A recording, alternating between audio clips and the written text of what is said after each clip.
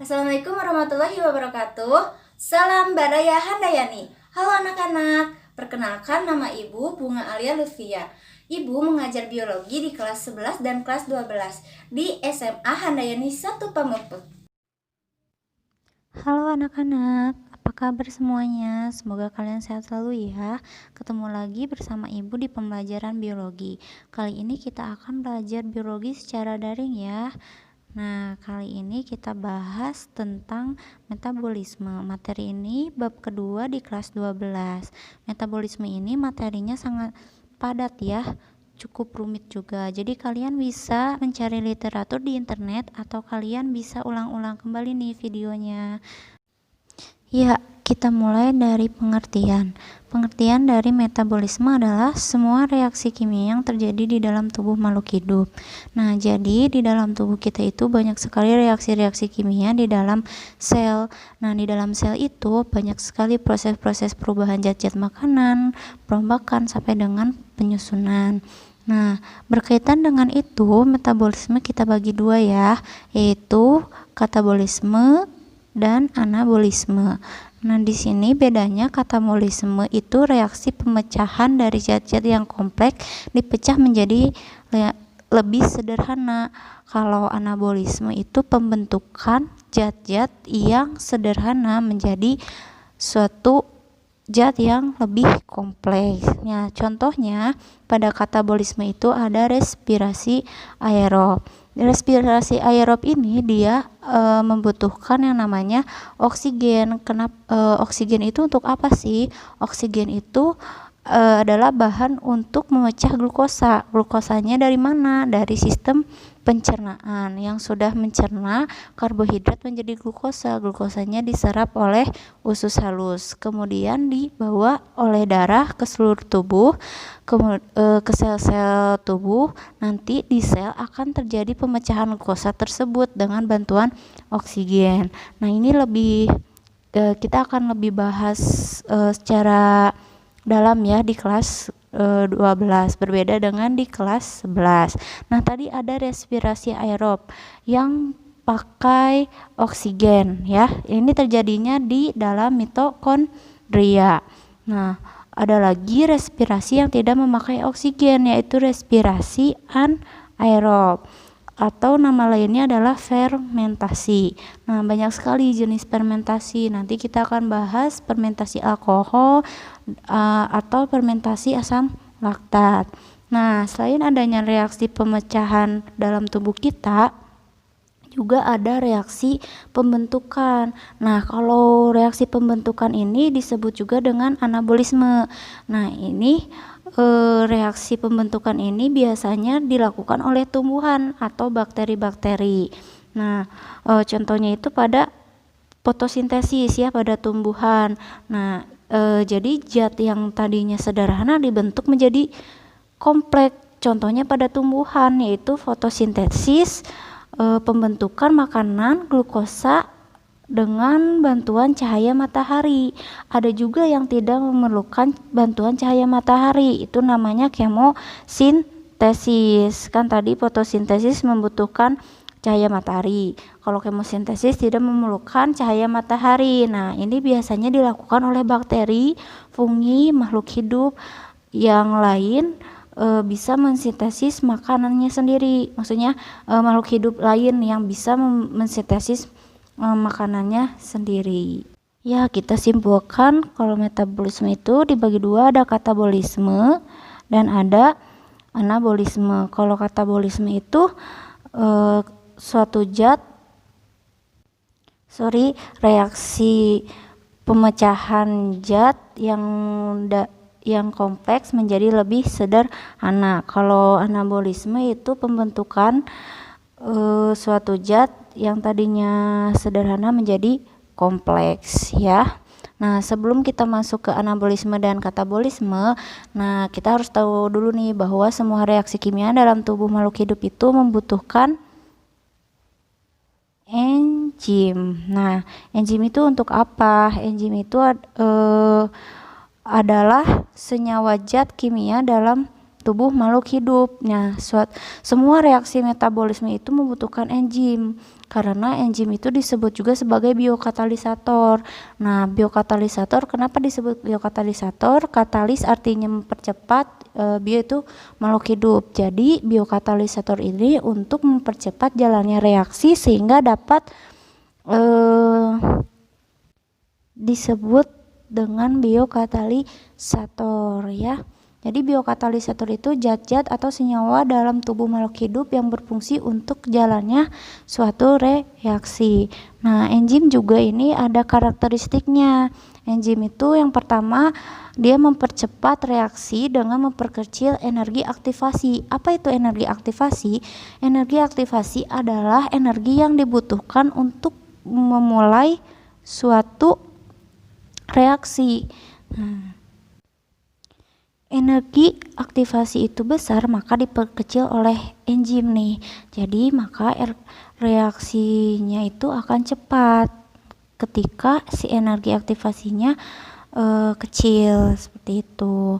Nah, yang kedua itu tersusun atas protein atau apoenzim yang diaktifkan oleh gugus protestik atau aktivator berupa zat organik itu disebutnya koenzim atau zat anorganik disebutnya kofaktor. Nah, gugus protein itu harus diaktifkan oleh gugus protestik.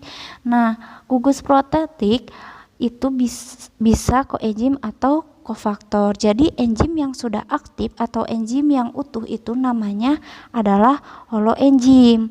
Jadi holoenzim itu enzim yang sudah aktif ya.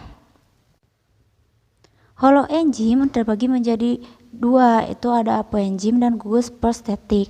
Apoenzim adalah gugus terbesarnya enzim. Gugus terbesarnya tersusun atas protein. Jadi sifat enzim itu mirip dengan protein. Dapat rusak karena panas, rusak karena deterjen. Pokoknya tipe-tipe protein banget apoenzim ini. Nah, karena gugus terbesarnya adalah protein, si apoenzim itu tidak akan aktif kalau tidak ada gugus protestik. Jadi apoenzim ini harus berikatan dengan gugus prostetik. Contohnya itu misalkan gini, waktu kelas 11 kalian pernah belajar tentang sistem pencernaan di lambung. Lambung menghasilkan enzim pepsin. Sebelum menjadi pepsin, dia namanya adalah pepsinogen.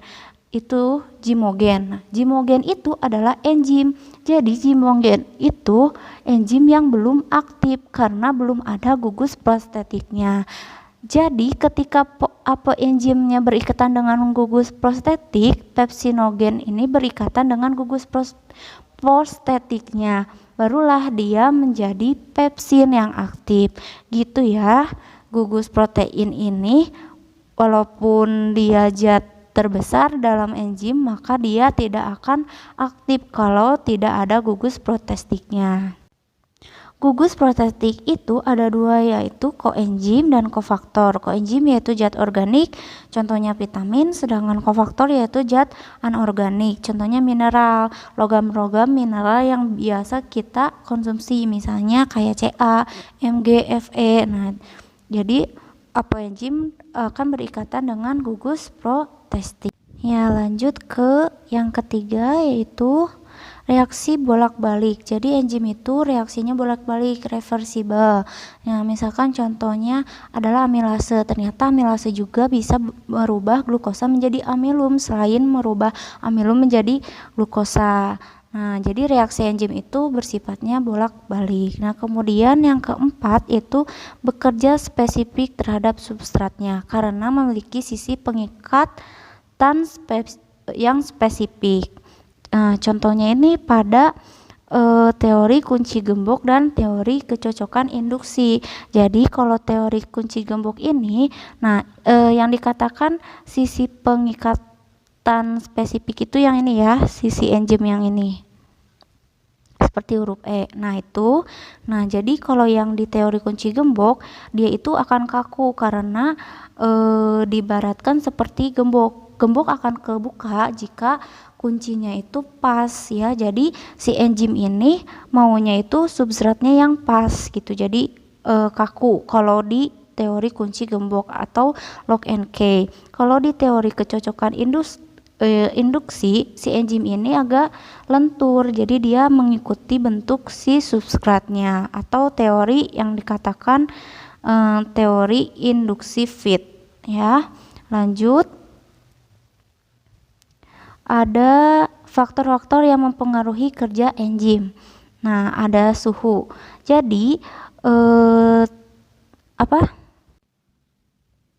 tadi kan dikatakan kalau enzim itu gugus terbesarnya adalah protein. Nah, protein itu gampang rusak karena panas ya. Jadi enzim itu sama dengan protein.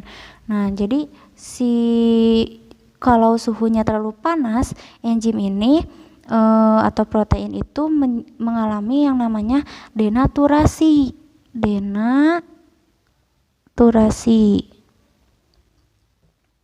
Ya, maaf tulisannya jelek.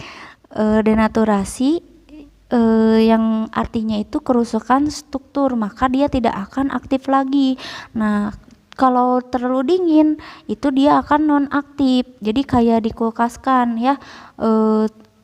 Begitu pada suhu ruangan lagi dia akan aktif lagi. Lihat grafiknya, kalau terlalu dingin dia akan tidak aktif, kalau terlalu panas nih ya akan turun ya, kalau akan mati.